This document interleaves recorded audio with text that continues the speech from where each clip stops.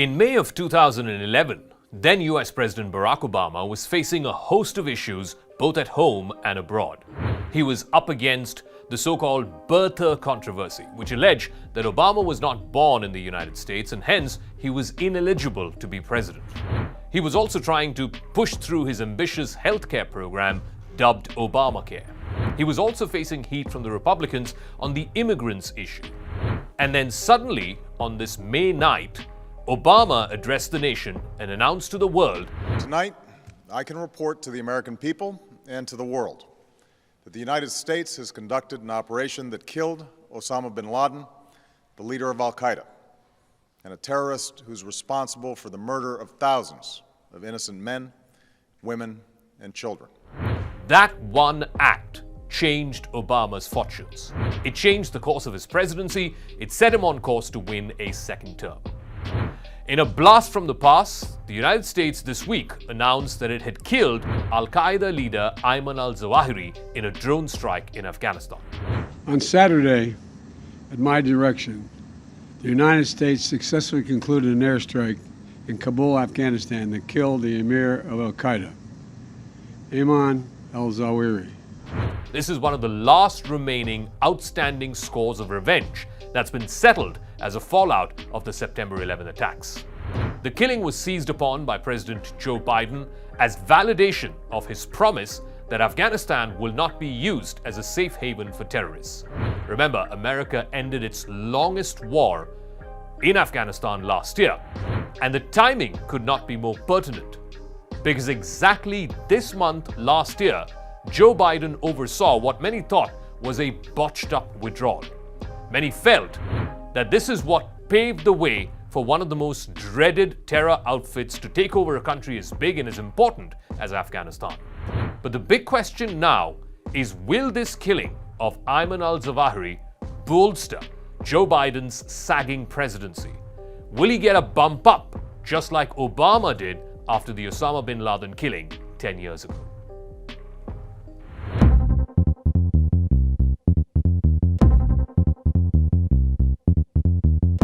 For a good 20 years after the cataclysmic events of the 9/11 attacks, America's guiding principle in its foreign policy was finding terrorists who attacked the country wherever they were hiding.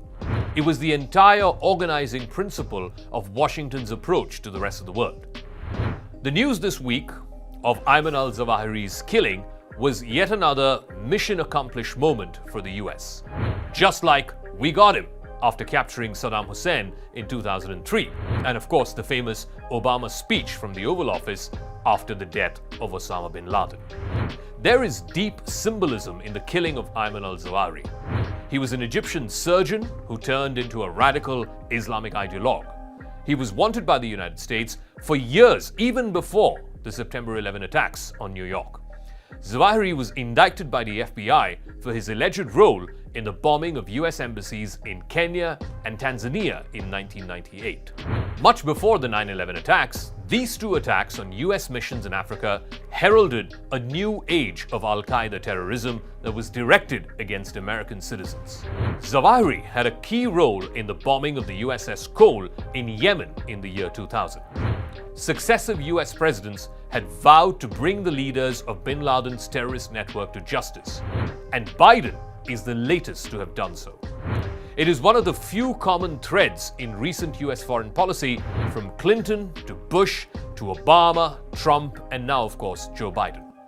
If Zawahiri lacked the kind of charisma and mobilizing power that a bin Laden had, his influence and organization of the Al-Qaeda resulted in huge damage to American people and to American assets around the world. His demise validates a long-held American promise to pursue its enemies to the end of the earth. Now, justice has been delivered, and this terrorist leader is no more. People around the world no longer need to fear the vicious and determined killer. That is how Joe Biden described the killing of Zawahiri from an address from the White House overlooking the South Lawns. In many ways, Zawahiri's killing bookends the operation to go after bin Laden. That's according to former CIA Director and Defense Secretary Leon Panetta. He added that the loss of Zawahiri means that Al-Qaeda no longer has the leadership structure to pose a threat to the United States. More immediately, the death of Zawahiri represents a significant moment for Biden and his wobbling presidency. It may go some way to purge the painful memories of what was a chaotic US withdrawal from Afghanistan exactly a year ago. It may help the administration recast any negative coverage during the anniversary of that botched withdrawal.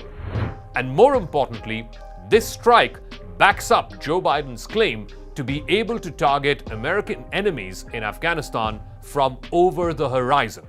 Now, this was part of his argument last year that America no longer needs to maintain large armies on foreign lands. While Zawahiri was unable to reconstitute the Al-Qaeda after the death of bin Laden, the circumstances of his death stand as a warning to other terrorist groups in Afghanistan. However, the fact that Zawahiri was apparently killed in an attack on a house right in the heart of Kabul raises some very real concerns. How is it that Afghanistan, which is now back under the control of the Taliban, is yet again harboring Al-Qaeda? Remember, the Taliban had committed, as per the Doha Accord, that they will not give sanctuary to any terrorist group, naming particularly Al-Qaeda. The killing of Zawahiri in the heart of Kabul negates that promise. Something that its de facto leader Sirajuddin Haqqani has gone to great lengths to deny. But it also shows that the United States even today has intelligence capabilities in Afghanistan despite the exit of American diplomats and military.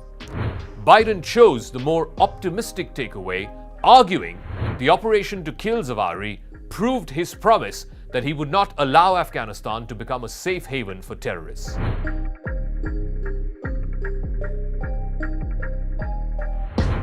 Now, normally, presidents don't take life and death decisions about national security based on their own approval ratings.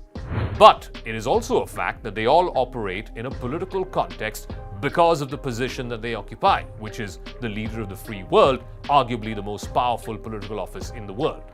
There is no doubt that Joe Biden could benefit incrementally from his commander-in-chief moment on television. Biden reporting from the White House to American citizens in the country and around the world about the killing of an enemy is an extremely political act, which could help him in the upcoming midterms. The drone strike in Kabul came even as Biden was being assailed by the Republicans as weak and incapable. During the US departure from Afghanistan last year, Biden's reputation as a safe pair of hands on foreign policy took a big hit. Americans watched scenes of desperate Afghan refugees falling to their deaths from departing American planes. The US military also admitted to a botched drone strike that killed 10 Afghan civilians, including 7 children. But it's also unlikely that Zawahiri's killing will do much to alter the fate of the Democrats in the November midterm elections. There are far more basic livelihood issues that Americans are concerned about right now. There are increasing signs that the American economy could plunge into recession. There was also months of punishingly high inflation, and all of this on the back of very threatening moves between China and Taiwan on the back of Nancy Pelosi's visit to the island nation.